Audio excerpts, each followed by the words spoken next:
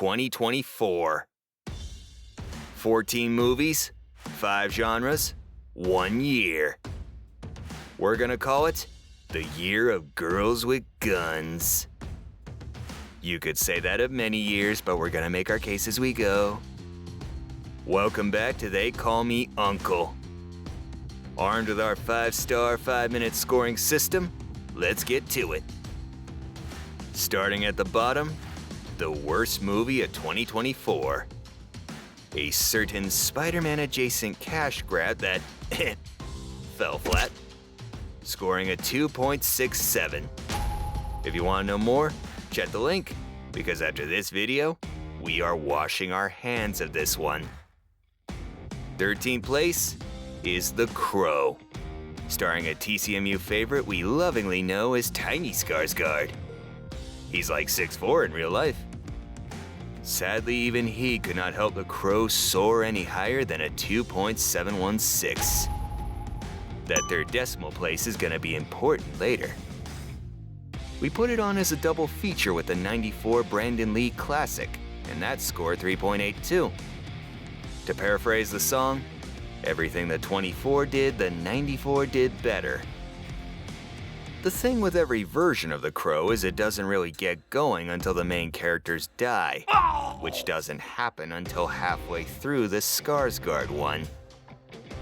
You don't so much mourn their tragic murder as much as desperately wish it would just freaking happen already. It's so slow.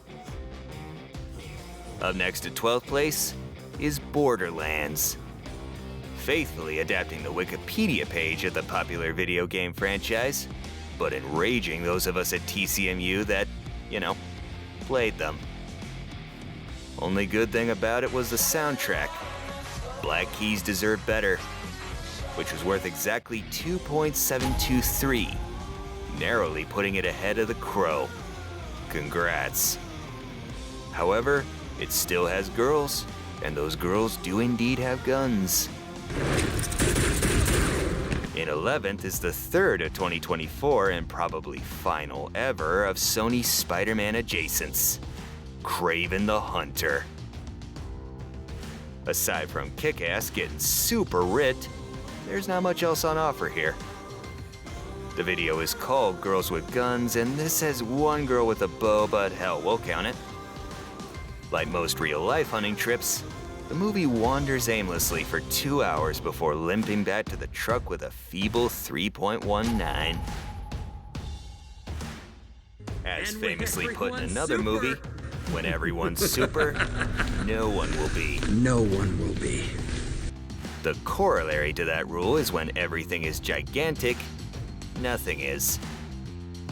And so it goes with our number 10 pick, Godzilla and Kong, The New Empire. More like a Kong movie that Godzilla doesn't even realize he's in until the final act, it got a 3.21. There are girls, somebody has a gun, but doesn't quite cut it. The Western kaiju movies have stumbled in recent years, but fear not, Toho's are better than ever. Up next at 9th, old cast, new cast, more cast, boo cast. Ghostbusters, Frozen Empire. McKenna Grace's Phoebe Spangler went from endearing child prodigy in Afterlife to moody, whiny teenager in Frozen Empire. British comedian and TCMU favorite James Acaster is a nice addition to a very, very large cast, but that's about all we really have to say about this one. 3.24. Mom's rocking a proton pack. That's kind of a gun. Why not? Number 8, Venom the Last Dance. Sure, Marvel. Sure.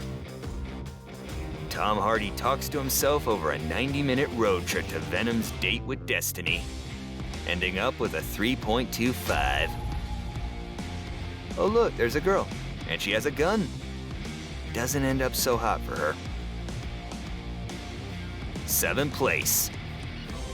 What do you get when the Cavalrine and Jack Reacher go to work for a pre-James Bond Ian Fleming? you get the Ministry of Ungentlemanly Warfare. While bolstered by incredible action scenes where our invincible heroes barely bother to aim, it is bogged down by shallow characters and spycraft far more interesting to read about than it is to watch. In its defense, it would be really hard to make an action movie about Operation Postmaster, which is famous for everything going to plan and nobody getting hurt. Guy Ritchie tried, bless his heart, and at least half succeeded, earning a 3.44. There is indeed a girl with a gun, several guns, a whole montage of guns, but she only takes out one bad guy. At least it's the bad guy. Would have searched her a lot more thoroughly. Just saying. Up next at sixth place, when the US government has a problem it can't handle within its own ranks. Judges bought our politicians up for sale. Everywhere you look, slime is on the loose. Someone a long time ago decided that a mechanism was needed to keep our nation safe. A mechanism outside the chain of command, outside the system. They call the Destroyer. Remo Williams. A lot of thought went into it. Only it's not, it's the Beekeeper. Jason Statham stars as a retired problem solver who goes on a self-assigned mission of vengeance against a cyber scammer with friends in real high places. It's a sturdy little hidden gem of an action movie that almost escaped our notice. The scene where Statham helpfully critiques the SWAT team hunting him before beating the crap out of him being particularly memorable. The only real flaw is a mismatch in tone. The first half is a potent revenge story concerning the very serious drama of cybercrime. But the second half is a conventional action thriller populated by cartoony side villains straight out of Fortnite. All told, it punches out of its weight class and scores a 3.65. As promised, there's at least two girls, one with a very big gun. But that doesn't go so hot for her either. Okay, maybe too hot.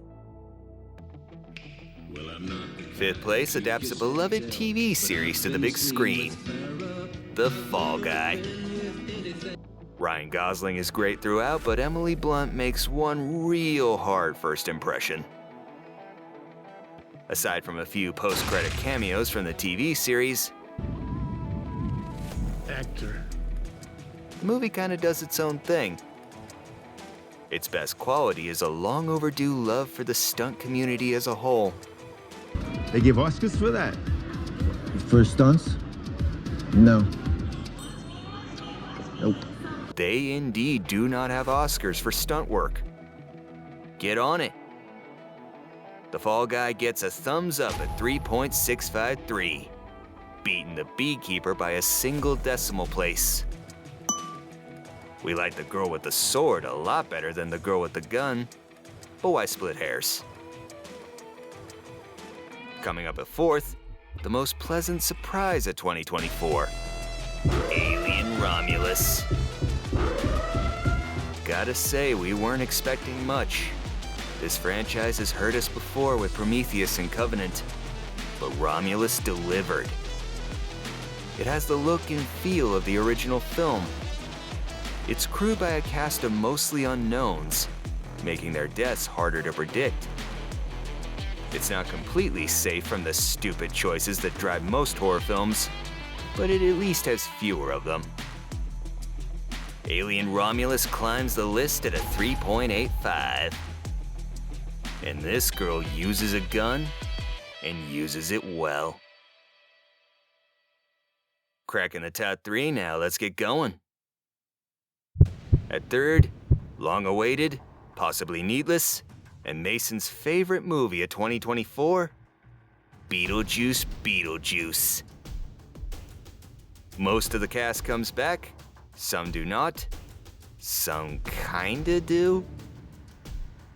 Monica Bellucci and Jenna Ortega are welcome additions, but it's Michael Keaton's Beetlejuice that steals the limelight once again. We were concerned by the 35-year gap with the original film, but it's like our boy never left. 3.95. Monica Bellucci doesn't need a gun to get it done. Another surprise in a year chock full of them, and Uncle Morgan's favorite film of 2024, Furiosa, a Mad Max saga. Straight up, do not believe what the tabloids are telling you. It's actually really damn good, albeit technically a franchise killer. Chris Hemsworth carries the first hour on his big ol' shoulders and bigger ol' nose. But then Anya Taylor-Joy takes the wheel, driving the film all the way to second place with an even 4.0. Girls with guns aplenty. And lastly, and the top pick of your boy Carter here, our final movie of 2024 slashes and cameos its way to the #1 spot. Deadpool and Wolverine. It is pornographic fan service, but as fans ourselves, we don't mind that. Whole movie would have been worth it just for the triumphant return of the huge jacked man. It's an R-rated tour of the multiverse we loved so much it got its own video. Jet the link. Its well-earned 4.04 not only topped the year, it topped our whole scoreboard. Inevitably, the three of us couldn't find a consensus on the best or worst movie of 2024. It's the inherent tragedy of what we do that there were simply so many we couldn't cover. And if you've seen our Sci-Fi of 2024 video, you'll know there's a damn good reason Doom Part 2 didn't make the list. Oh hey, girl with a gun. Sweet, still counts. Hit us up in the comments. What was your best movie of 2024? What was the worst? Which one fell between the cracks? Thanks for hanging out with us. Thanks for watching. Like and subscribe.